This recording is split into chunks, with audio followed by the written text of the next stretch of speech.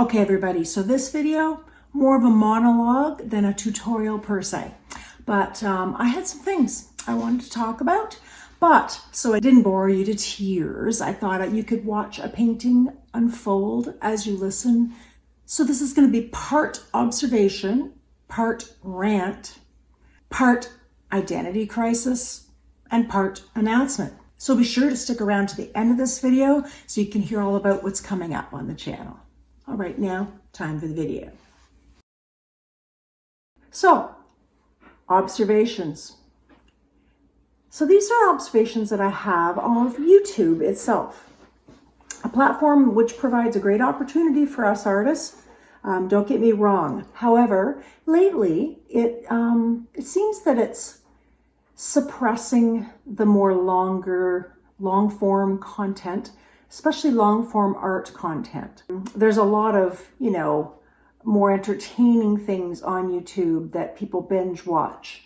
And long-form content is becoming less and less popular. So therefore, YouTube recommends it less and less. It seems to be getting harder to get views the longer I've been working at it. And if things were working, it would get easier as the momentum would take over. So it made me pause. Just think, is it me? What am I doing? Uh-oh, maybe it's me. Is it me? Because I am, getting older, so I'm less and less relevant. Roughly speaking, most of YouTube viewers are under 30, I heard someone say recently. So that says a lot.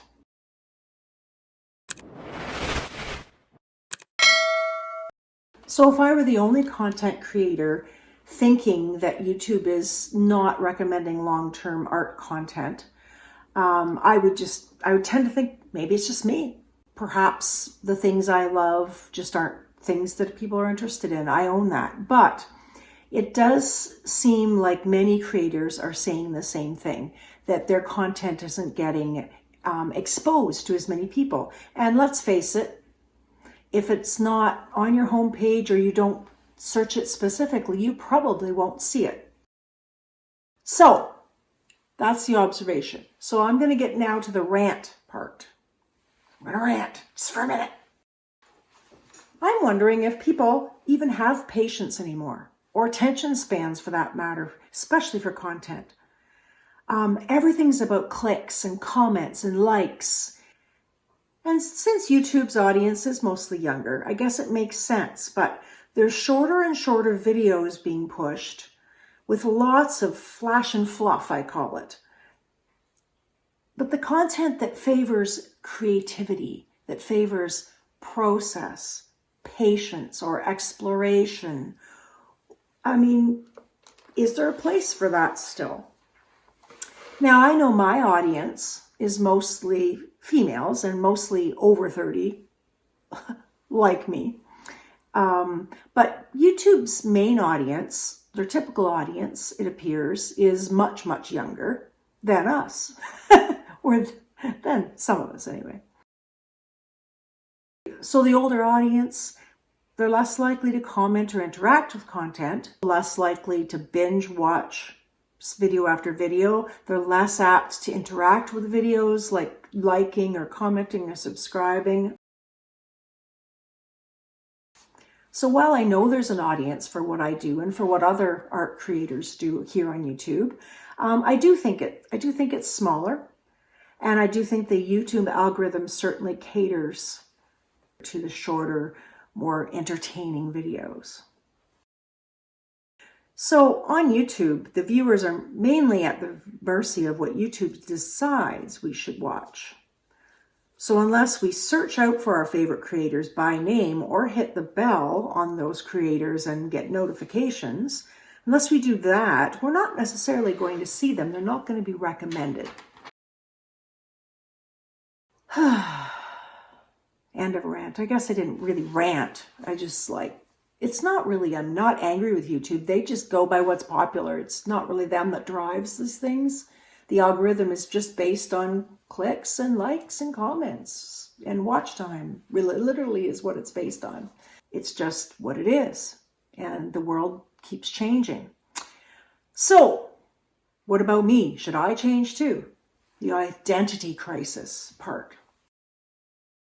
The truth is that for me here on YouTube, I do get slightly more success with paint and sip, step-by-step content. And that's how I started out the channel. And those of you who know me, I did teach paint and sip in live in restaurants. And so I've done quite a lot of paint and sip. But, and this is a big but, not talking about my anatomy though. Paint and sip, it's not the kind of art that makes my soul sing. I don't hate it, of course, but it takes time away from the art I really want to make, the explorations I really want to do. And those videos, the step-by-step videos, they take a ton of time to edit well. And so they take a long time to film, and then they take an even longer time to edit. So they're very time intense. So I've known this for a while, and I have intentionally started sharing more of the art I love. But my view time, honestly, has suffered for it. What's up with that? So hence my dilemma. Do I go back to making the content that feeds my soul less, but is fine, okay, and all that? Or do I give up my dream of being a YouTube creator entirely and just do what I want to do? Or do I do what I want to do and stay on YouTube and just grow micro slowly? There's lots of, those are options. But I wonder, is there another option?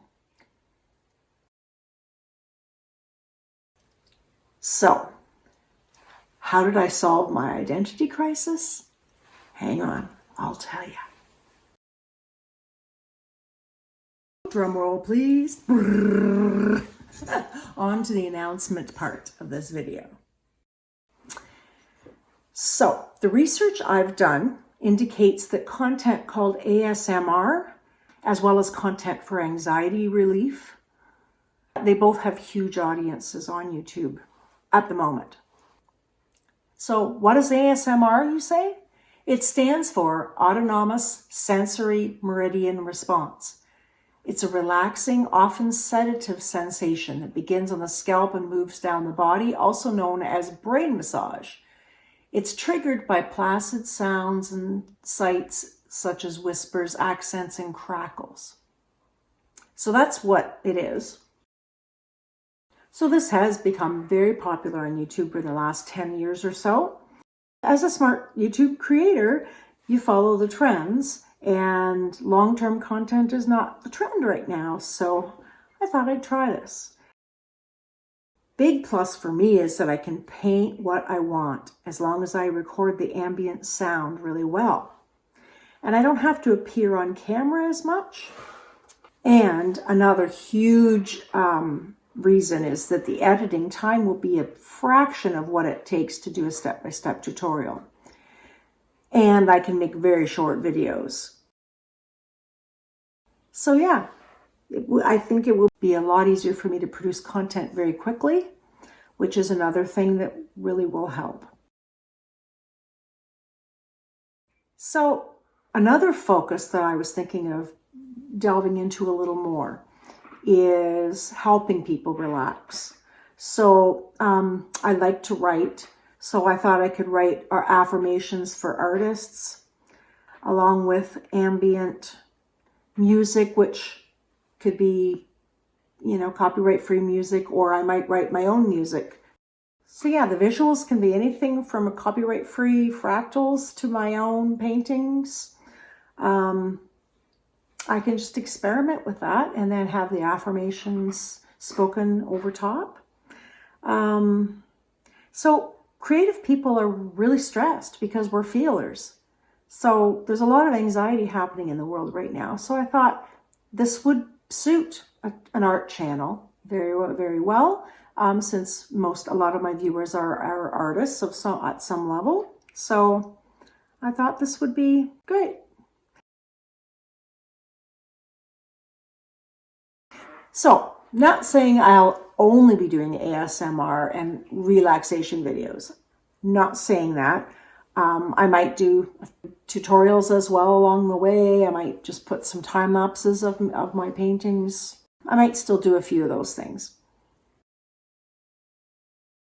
And I just do ask you at the end of this video just to resist the urge to attack that unsubscribe button.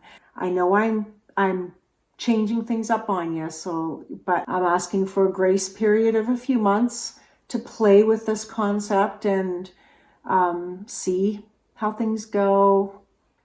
But if at that point my channel is less relevant to you and what you need, by all means, don't feel bad on subscribing. Better to subscribe to where your true passions lie. You gotta follow your bliss, man. So thanks for hanging to the end and hearing my announcements, and thanks for being here on my journey thus far here on YouTube.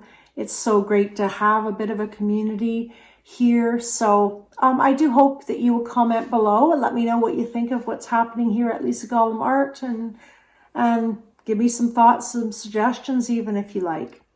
So until next time, peace and love. Bye.